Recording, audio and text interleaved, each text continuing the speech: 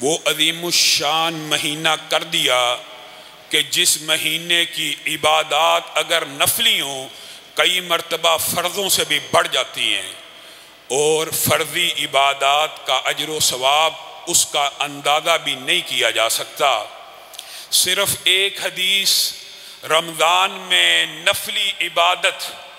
اس کا اجر و ثواب کتنا ہوتا ہے، اس سے بات سمجھ آ جائے گی، تو پھر فرضی عبادات کا ثواب کتنا ہوگا۔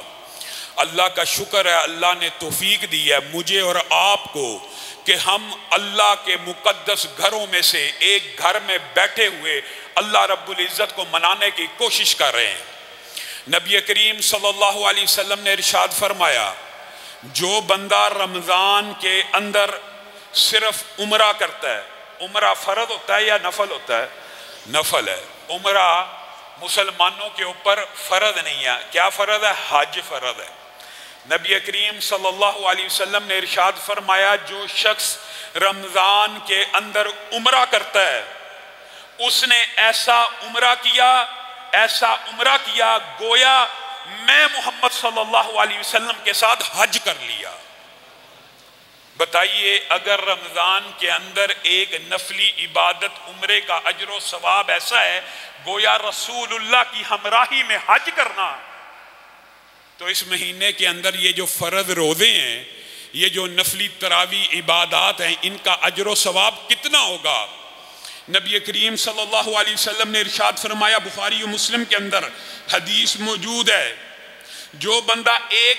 نفلی روزہ رکھتا ہے، ایک نفلی روزہ، جہنم اور اس کے چہرے کے درمیان میں 70 سال کی مسافت قائم کر دی جاتی ہے۔ کیا مطلب ہے اس حدیث کا؟ کہ ایک بندے نے نفلی روزہ رکھا، اب 70 برس تک یقینی ہے کہ وہ بندہ جہنم میں نہیں جائے گا۔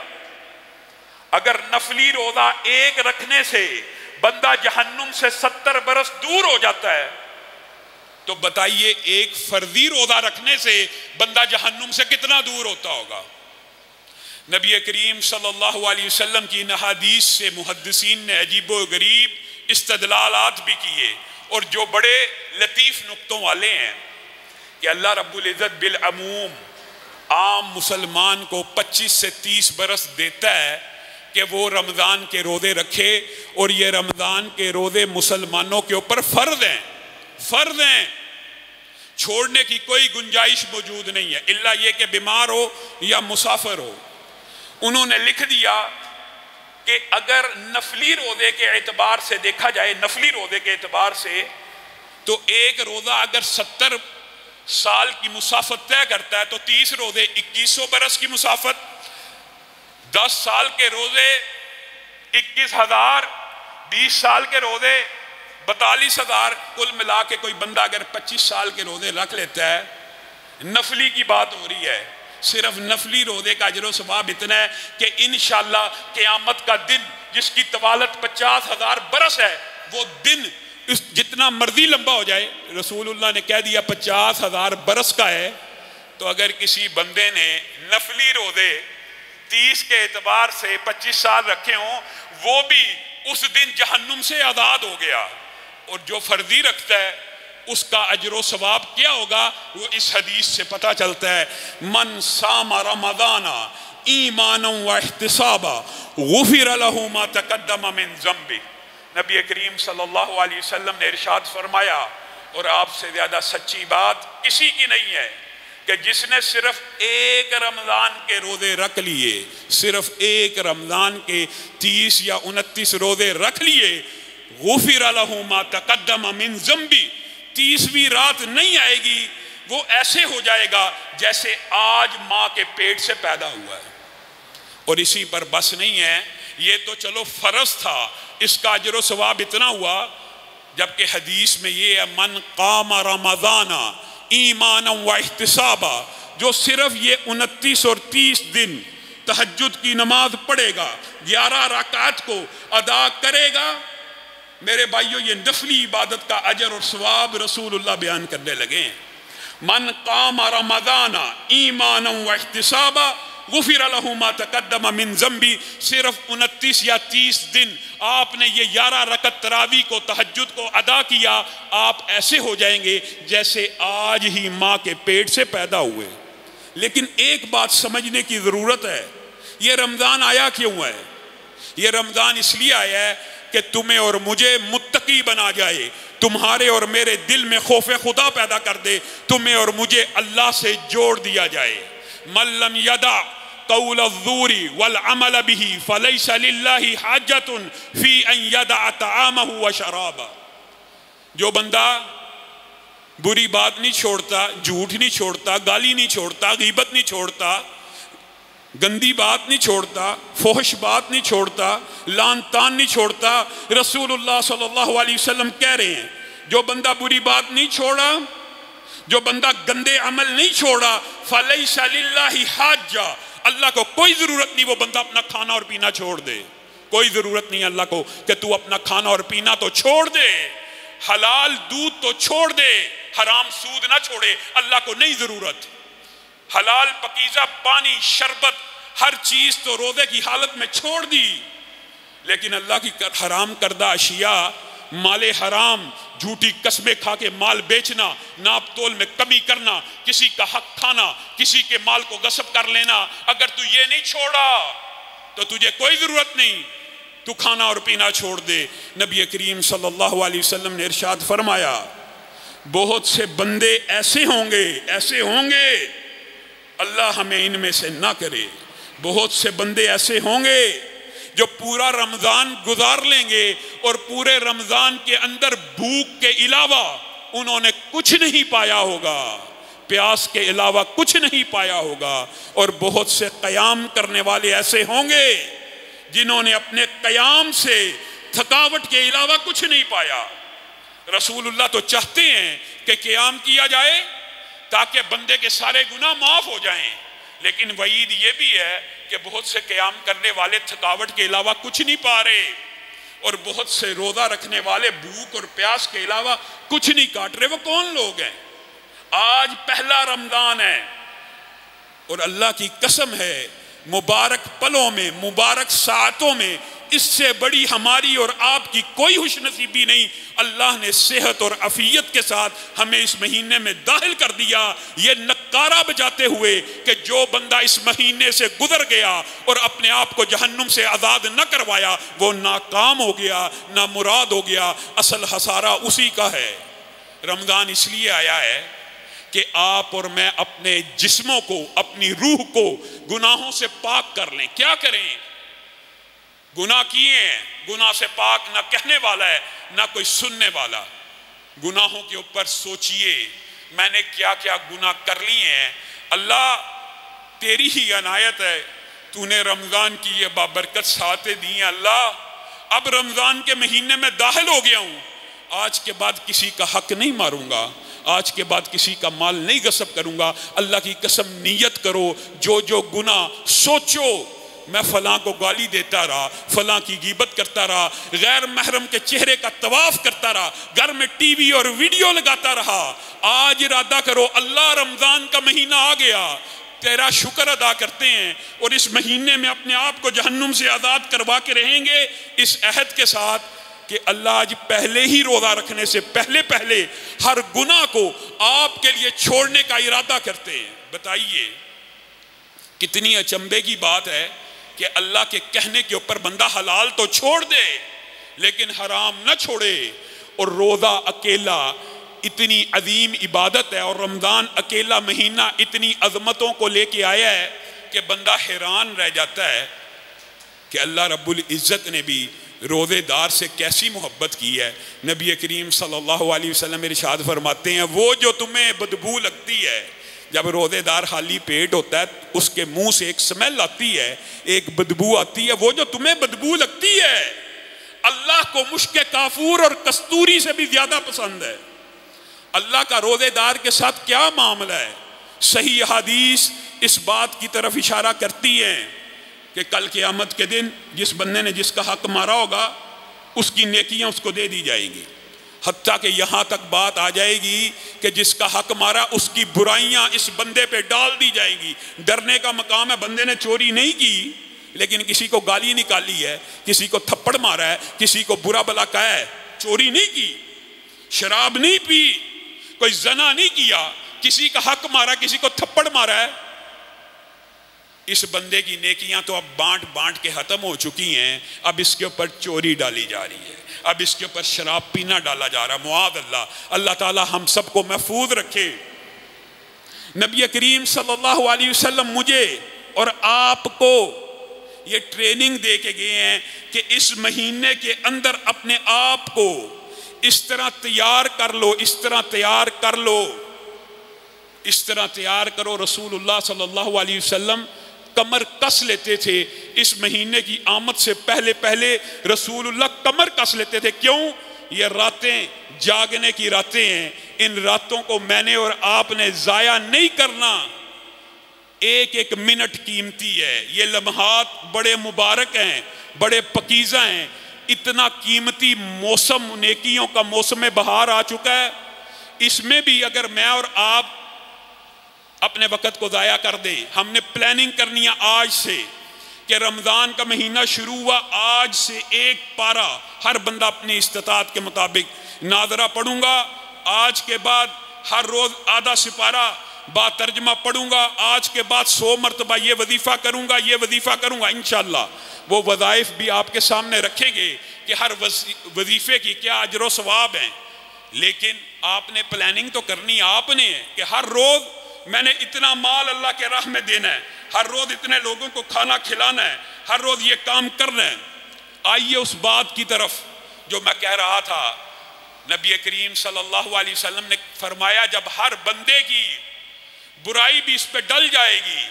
ابھی حساب کتاب برابر نہیں ہوا ہوگا۔ وہ بندہ کہے گا اللہ ایک بڑی ہی روشن نیکی اس بندے کی نظر آ رہی ہے، ایک بڑی چمکدار نیکی نظر آ رہی ہے،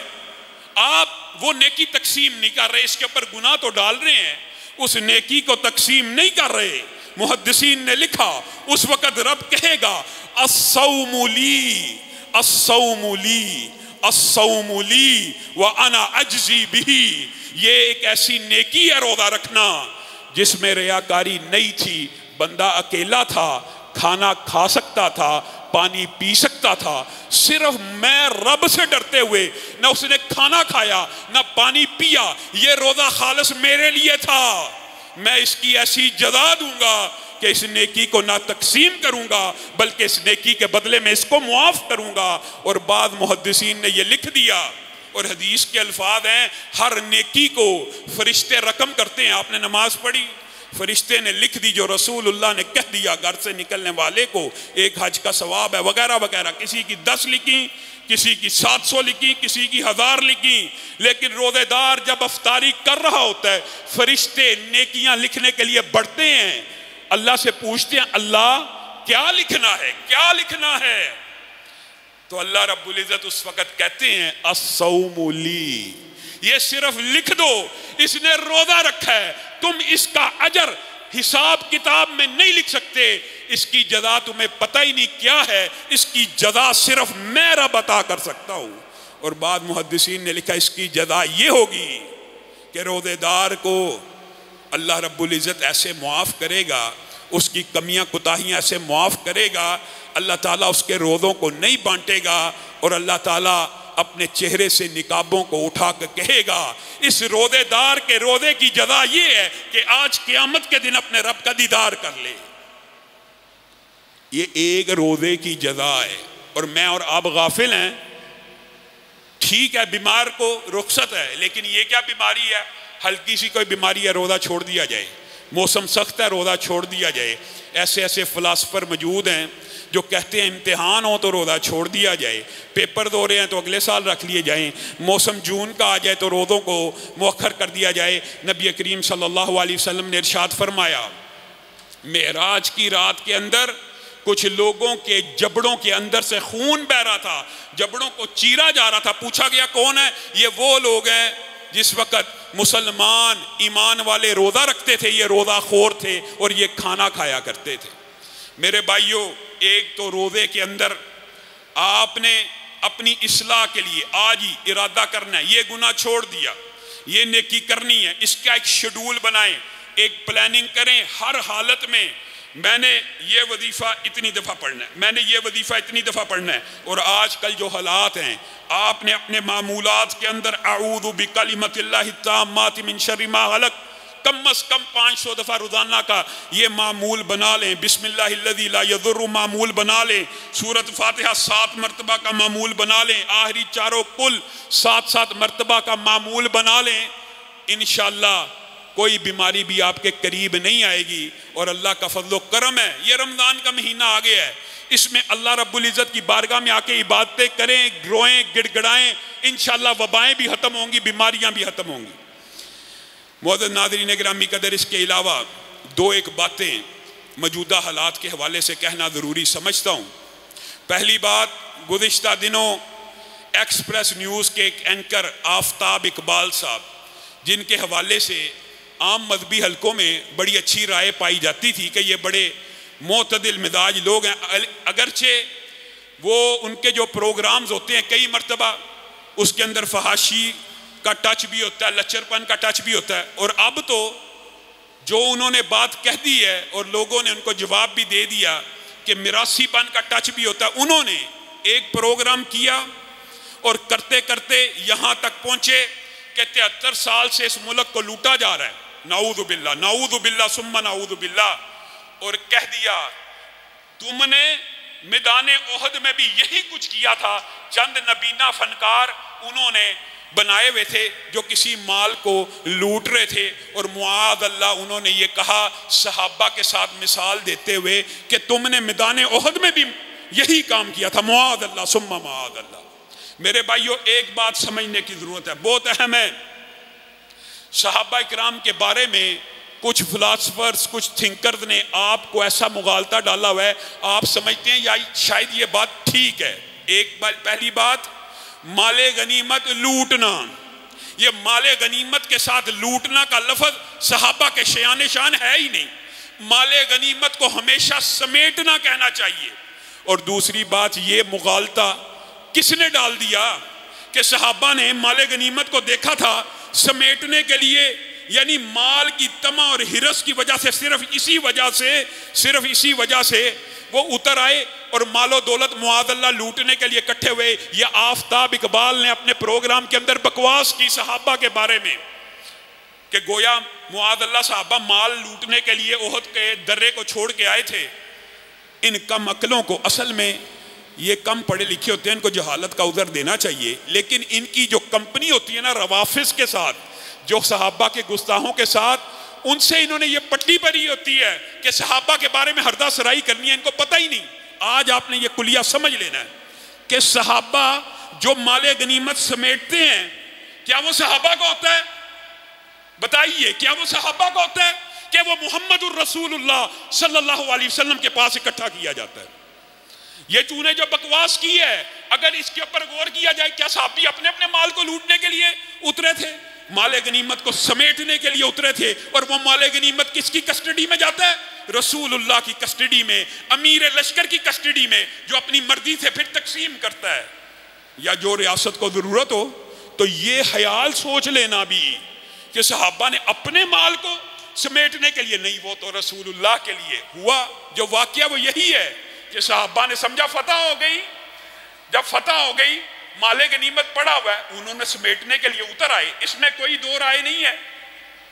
کہ رسول اللہ نے کہا تھا نہ اترنا، اسی لیے اللہ تعالیٰ نے صحابہ کو یہ سبق بھی پڑھانا تھا کہ رسول اللہ کا چھوٹے سے چھوٹا قول بھی کتنا اہم ہے۔ رسول اللہ کا یہ قول تو اہم ہے، لیکن یہ اہم نہیں ہے کہ صحابہ کے بارے میں بکواس نہیں کرنی۔ جو کوئی کسی صحابی کے بارے میں بکواس کرے، صحیح حدیث ہے، اس کے اوپر انسانوں کی، فرشتوں کی، رسول اللہ کی، جمیع مخلوقات کی لعنت ہوتی ہے۔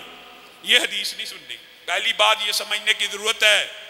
کہ مال غنیمت صحابہ اپنے لیے نہیں تھے سمیٹ رہے، امیر لشکر رسول اللہ صلی اللہ علیہ وسلم کے لیے سمیٹ رہے تھے۔ آج کے بعد کوئی بھی دوبارہ یہ بکواس کرے تو وہ صحابہ کے اوپر تان نہیں کر رہا، بلکہ رسول اللہ کے اوپر کر رہا ہے، اگر کر رہا ہے تو۔ پھر ہوا یہ کہ سوشل میڈیا پہ محبان صحابہ نے احتجاج کیا، آفتاب اقبال کے ذہن کو کوئی بات اپیل کی یا نہیں کی، یا خوف سے کیا یا نہیں کیا، اس نے آ کے غیر مشروط معافی مانگ لی اور اس نے اس بات کی ابتدا کی مجھ سے حماقت سرزد ہو گئی ہے، میں انکنڈیشنل غیر مشروط معافی مانگتا ہوں، مسلمانوں کی جو دل آزاری ہوئی ہے اس پہ معذرت آؤں۔ میرے بھائیو، جب کوئی بندہ معذرت کر لے، معافی مانگ لے اور غیر مشروط مان لے تو اس کو صحابہ کی تعذیراً جو شرعی سزا ہے اس حوالے سے بھی یہ موقف ہے۔ ایک بندہ صحابہ کی اگر توہین کرتا ہے اور بعد میں توبہ تائب ہو جاتا ہے اور ارادہ کرتا ہے آج کے بعد توہین نہیں کروں گا تو اس کو معاف کیا جائے گا، اس کو معاف کیا جائے گا، کیونکہ صحابہ کی توہین رسول اللہ کی توہین نہیں ہے۔ حضرت عمر نے، حضرت ابو بکر نے یہ کلیہ طے کر دیا، آپ کو کہا گیا اس بندے نے آپ کی توہین کی، اس کا سر قلم کر دیا جائے، تو ابو بکر و عمر کا کیا فتویٰ تھا؟ یہ حق اگر کائنات میں کسی شخصیت کا تھا کہ جس کی توہین پہ سر قلم ہوگا، وہ صرف آمنہ کے لال کا تھا۔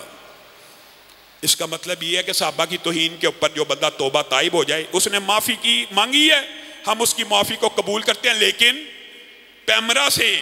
یہ درخواست کرتے ہیں، ایکسپریس چینل سے یہ درخواست کرتے ہیں کہ تادیبی کارروائی کرتے ہوئے اس طرح کے پروگرامز کے اوپر پابندی لگائی جائے۔ یہ سکرپٹڈ پروگرام مسلمانوں کی دل آزاری ہوتی ہے۔ اور دوسری بات کہہ کے میں اپنی بات کو ختم کروں گا، ہمارے پاکستان میں آج عجیب و غریب ماحول ہے، سڑکیں بند ہیں، چوک بند ہیں، چوراہے بند ہیں۔ پہلی بات تو میں یہ کہنا چاہتا ہوں کہ ان کا جو مطالبہ ہے فرانسیسی سفیر کو ملک بدر کرنے کا، میرے بھائیوں بتاؤ ایمانداری سے کیا ناجائز مطالبہ ہے؟ کتنی مرتبہ بھارت کے سفیر کو پاکستان نے ملک بدر کیا ہے؟ پوری دنیا کے اندر احتجاج کا ایک مسلمہ ضابطہ مانا جاتا ہے کہ کسی ملک کے سفیر کو ایک مراسلہ پکڑایا جائے اور اس کو ملک بدر کر دیا جائے۔ اس کا مطلب ہوتا ہے ہم باضابطہ احتجاج کرتے ہیں، آپ کی حکومت کی یہ پالیسی، یہ سفیر ہمیں قابل قبول نہیں ہے۔ اس میں کون سا ایسا مطالبہ ہے کہ جو قیامت ٹوٹ پڑی؟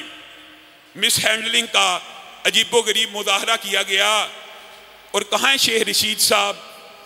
جو اعلان کیا کرتے تھے اسمبلی کے اندر عطا اللہ شاہ بخاری کے بیٹے کہاں ہیں؟ آج عطا اللہ شاہ بخاری ان کو یاد نہیں آ رہے۔ ان کا مطالبہ 100% جائز ہے، طریقہ کار اور عمل کے اوپر کسی کو اختلاف ہو سکتا ہے، لیکن فرانسیسی سفیر کی ملک بدری کا جو مطالبہ ہے وہ ہر مسلمان کے دل کی آواز ہے۔ بتائیے عمر جلیل جو بڑا ایک ذلیل آدمی ہے، جس نے اللہ کی بھی توہین کر دی، اللہ کی توہین کر دی، اس کو گرفتار نہیں کیا گیا، عورت مارچ والوں کو گرفتار نہیں کیا گیا، توہین الہ، توہین صحابہ کرنے والوں کو اسلام آباد، آپ کو پتہ ہے سارے واقعات، کراچی ملتان میں گرفتار نہیں کیا گیا۔ گرفتار کرنے کی باری آئی تو 7 کو کر لیا گیا، اور کس طرح مس ہینڈلنگ کی گئی۔ کیا اس طرح مس ہینڈلنگ ہونی چاہیے؟ ہر بات کا ایک طریقہ کار ہوتا ہے، افہام تفہیم کا ایک سٹائل ہوتا ہے، مذاکرات کا ایک پورے کا پورا سینیریو ہوتا ہے۔ اس طرح کسی جماعت کے مطالبے کو احتجاج کرنا پاکستان کے آئین میں ہر شہری کا حق ہے۔ یہ عجیب تعصب ہے کہ خان صاحب 122 دن 126 دن دھرنا دیں، وہ دھرنا حلال ہو جائے گا، اور کوئی مذہبی جماعت دھرنا دے گی وہ دھرنا حرام ہو جائے گا۔ طریقہ کار سے اختلاف ہو سکتا ہے لیکن مطالبات سے کوئی اختلاف نہیں۔ ہمارا حکومت سے آج یہ مطالبہ ہے، تمام دینی جماعتوں کا، اسلام پسندوں کا یہ مطالبہ ہے کہ ان کو رہا بھی کیا جائے، افہام و تفہیم کے ساتھ پاکستان کے سارے معاملات کو سٹیبلائز کیا جائے۔ یہ جو دنگا فساد کی ایک لہر ملک میں دوڑ رہی ہے اور عوام اور پولیس آمنے سامنے آ رہی ہے، اس کو کول ڈاؤن کیا جائے۔ کس طرح ہو سکتا ہے؟ آرام سے ہو سکتا ہے، مذاکرات کیے جائیں، معاملہ حل کیا جائے، فرانسیسی سفیر کو احتجاجی ایک مراسلہ تھما کے اس کو ملک بدر کر دیا جائے۔ کون سی قیامت آ جائے گی؟ ان لوگوں کو بھی آج سوچنے کی ضرورت ہے کہ تمہیں سڑکیں بند کرنے پہ تو تکلیف ہے، لیکن رسول اللہ کی توہین کے اوپر تمہیں تکلیف نہیں ہے۔ بے شک سڑکیں بند کرنا عوام کے لیے تکلیف دہ امر ہے،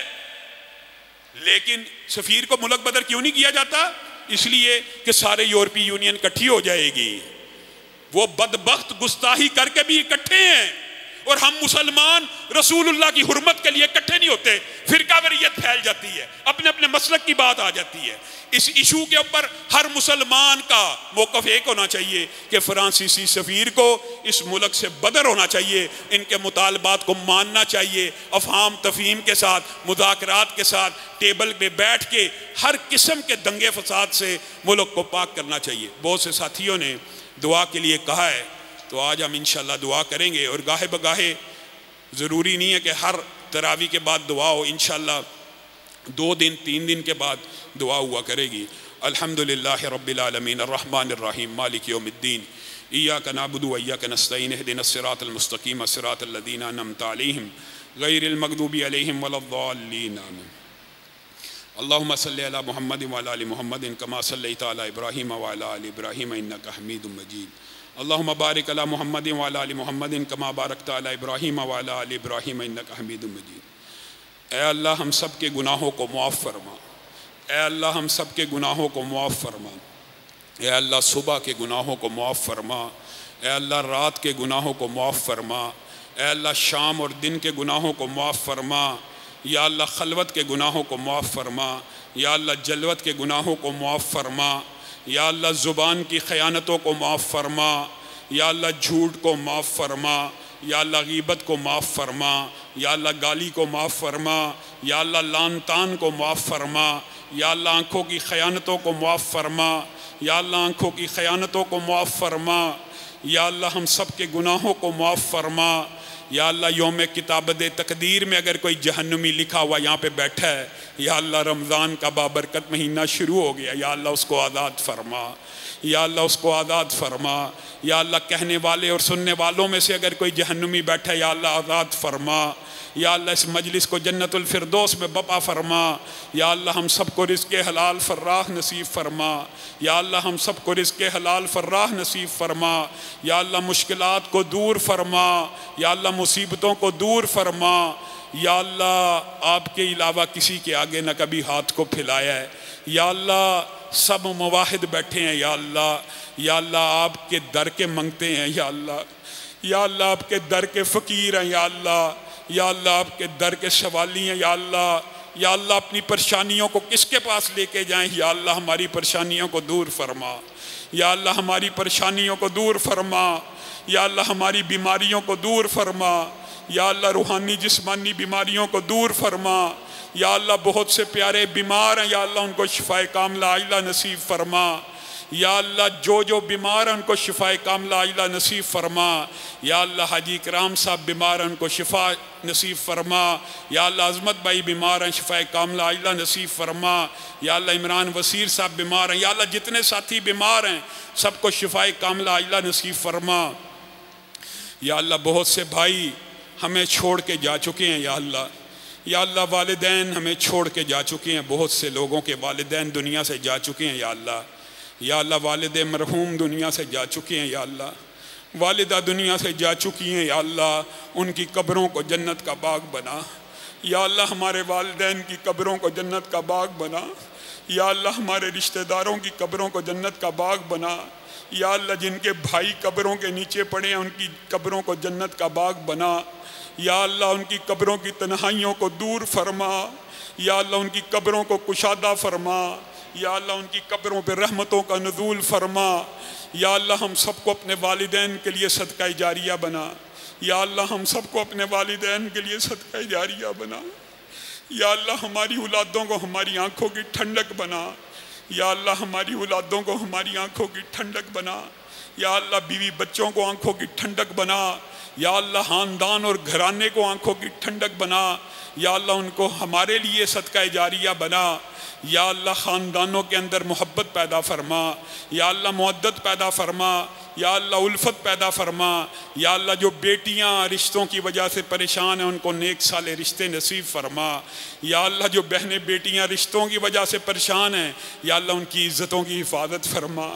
یا اللہ وہ اپنی عزتوں کی حفاظت کرنا چاہتی ہیں، ان کو اچھے رشتے نصیب فرما۔ یا اللہ جو بھائی رشتوں کی وجہ سے پریشان ہیں عمدہ رشتے نصیب فرما۔ یا اللہ جو بے اولادی کی وجہ سے پریشان ہے اولاد صالحہ نرینہ نصیب فرما۔ یا اللہ اولاد صالحہ نرینہ نصیب فرما۔ یا اللہ ہم سب کو جبر سے محفوظ فرما، ظلم سے محفوظ فرما، ہسپتالوں سے محفوظ فرما، جیل خانوں سے محفوظ فرما۔ یا اللہ تھانوں سے محفوظ فرما، مختلف قسم کے حکومتی اداروں سے محفوظ فرما۔ یا اللہ ظلم کو دور فرما۔ یا اللہ وطن عزیز کی حفاظت فرما۔ یا اللہ پاکستان کی حفاظت فرما۔ یا اللہ پاکستان سے اس وبا کو دور فرما۔ یا اللہ پاکستان سے اس بیماری کو دور فرما۔ یا اللہ ہم سب کو موت کے وقت لا الہ الا اللہ کا کلمہ نصیب فرما۔ یا اللہ اسلام والی اور ایمان والی موت نصیب فرما۔ یا اللہ بوقت موت لا الہ الا اللہ کا کلمہ نصیب فرما۔ یا اللہ قبر میں قرآن کا ساتھ نصیب فرما، قبر میں اعمال صالحہ کا ساتھ نصیب فرما، صدقے کا ساتھ نصیب فرما، سورہ ملک کا ساتھ نصیب فرما، قبر کشادہ فرما، قبر روشن فرما، یہ سفر آسان فرما، حشر آسان فرما، حشر کے دن عرش عظیم کا سایہ نصیب فرما، حوض کوثر کا پانی نصیب فرما، جنت الفردوس میں جگہ عنایت فرما۔ یا اللہ جہنم کی انگاری اور چنگاری سے بھی محفوظ فرما۔ یا اللہ جو دعائیں زبان پہ آ گئی ہیں ان کو قبول و منظور فرما۔ یا اللہ جتنی جائز دلی تمنائیں ان کو بھی قبول و منظور فرما۔ یا اللہ جو ناجائز ہیں ان کے بارے میں اصلاح فرما۔ سبحان ربک رب العزت عما یصفون وسلام علی المرسلین والحمد للہ۔